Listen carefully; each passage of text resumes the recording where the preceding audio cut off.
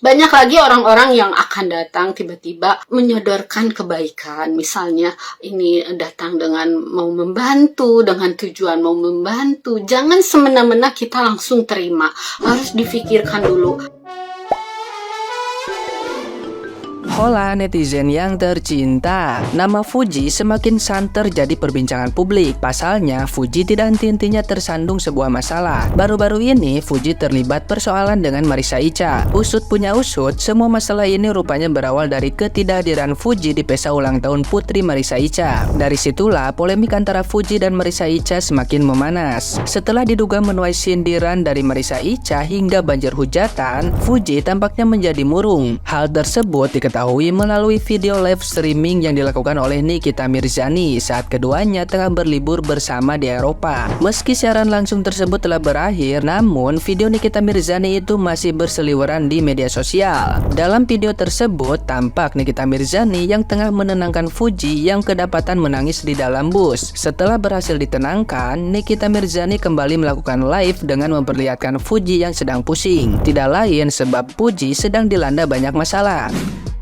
Diakui Nikita Mirzani, ia menganggap Fuji sedang mendapat banyak pahala sekarang ini, mengingat banyaknya polemik yang tengah menimpanya. Kemudian, Nikita Mirzani mendadak memberikan wejangan kepada semua orang. Disebutkan Nikita Mirzani agar kita selalu berhati-hati dan tidak berteman terlalu dekat dengan seseorang. Wejangan Nikita Mirzani tersebut sontak membuat banyak spekulasi dari publik. Tidak sedikit netizen yang berbakti menilai bahwa wejangan tersebut diduga sengaja diberikan untuk mempertegas Fuji, yakni agar Fuji tidak terlalu dekat dalam berteman. Meskipun Nikita Mirzani tidak menyebut nama dan mengaku sedang menceritakan pengalamannya sendiri, namun sejumlah netizen yang terhormat pun menduga bahwa wejangan yang diberikannya tersebut ada kaitannya dengan perseteruan Fuji dengan Marissa Icha. Sontak saja, potongan video live streaming Nikita Mirzani pun berhasil menuai banyak reaksi netizen yang berbakti. Tidak sedikit yang meminta Fuji agar mau mendengarkan saran dari Nikita Mirzani.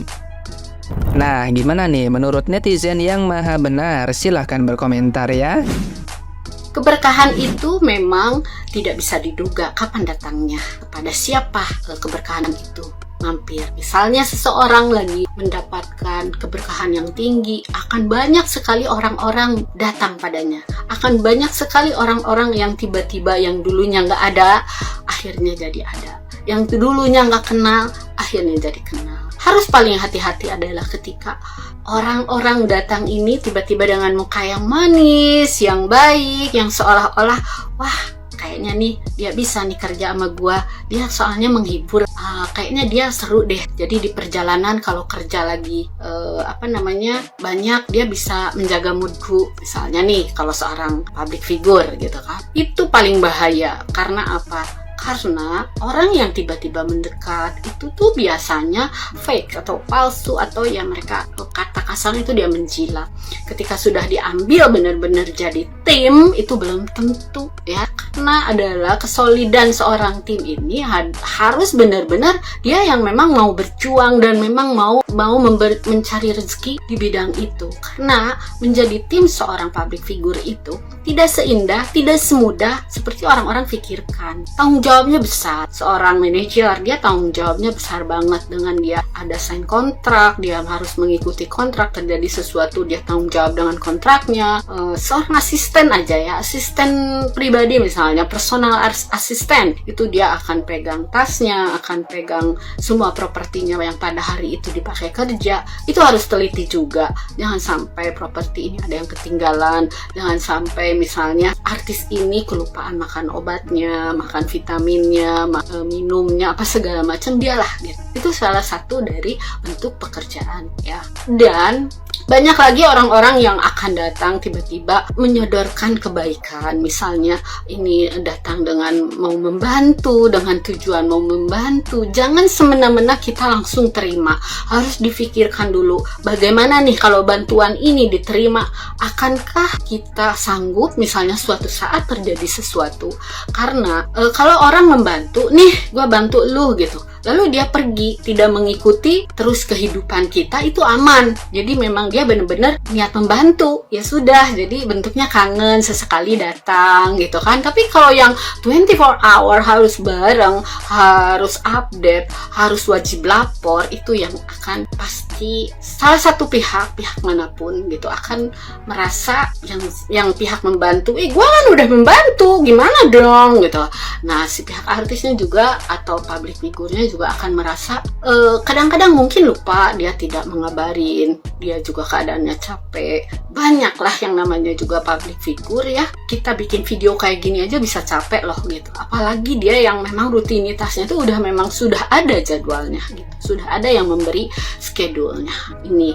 Jadi carilah memang keluarga ini adalah pagar atau pengamanan yang paling utama untuk seorang anak atau seorang public figure yang masih mempunyai orang tua atau saudara-saudara. Jadi lebih baik untuk menjadi schedule atau yang namanya naruh uang, bendahara, apa segala macam itu keluarga. Ya, boleh kakak, boleh tante, boleh apa, tapi ya benar-benar yang dipercaya gitu. Masih ada orang tua, lebih baik sama orang tua daripada sama orang lain. Karena orang lain itu tidak akan bisa jadi saudara. Yang namanya orang lain itu suatu saat dia kecewa, dia akan membukakan semua aib-aib kita yang tidak ada pun akan jadi ada. Percaya. Kalaupun tidak seperti itu, baik di depan kita, di belakang belum tahu ya. Dia ngomongin di belakang misalnya kan, dia ngomongin ke orang yang baik, akan di save. Tapi dia ngomongin misalnya ke orang yang ember, direkam lah, di apa ya, zaman sekarang udah banyak sekali ya hal-hal yang menakutkan lah. Jadi intinya semua orang, siapapun, mau public figure, mau kita sebagai orang biasa, hati-hati menerima orang yang baru kenal, apalagi menyodorkan kebaikan gitu. Harus jangan sampai karena dia udah menyodorkan kebaikan terus 24 hour harus bareng-bareng juga sama kita. Itu pasti terjadi slack. Ibarat piring nih, kalau ditumpuk pasti bunyi kan, tapi kalau di saling menjauh nggak ada bunyi. Seperti kayak gitu. Banyak sih kalau mau aku ngomong, ini 10 menit juga akan kurang. Nanti kalian muntah dengerin aku ngomong. Nanti disambung lagi deh. Yang komen begitu kurang kerjaan. Orang kenapa sih harus digituin terus? Orang nggak apa-apa yang harus dikasihani dengan Uti. Emang Uti merana apanya? Orang itu kalau udah putus ya putus, Utinya udah move on. Nih orang-orang yang nggak ada kerjaan yang belum move on, saya rasa Uti mah udah move on. Jangan lagi deh begitu-begituan, nggak baik gitu loh. Biarkan yang sudah apa ya Pak Asep ya sudah gitu loh, easy going. Kalau saya jujur, saya memberikan gini, kalau satu sikap yang saat ini dilakukan oleh Mbak Puji datang ke ulang tahunnya Mbak Asanti yang ke-40, artinya Mbak Puji memiliki jiwa yang besar dan easy going aja. Kenapa coba? Emang kalau udah itu kita harus bermusuhan. Misalnya dia pacaran sama Mas Toriknya, terus harus musuhan juga dengan Mbak Asanti, gak usah datang gini. Ntar salah lagi netizen. Lagian ngapain coba kasihan sama Puji? Emang Puji merana apanya? Puji happy aja, di ulang tahun happy dengan berbagai macam orang yang menyayanginya, diberikan hadiah ini. Kalau pacar mah yang penting sekarang ini apalagi masih muda, gunakan masa mudamu dengan baik ya. Dan hal yang terpenting, nikah masih apa ya Pak? Kawin mah masih kawin, nikah.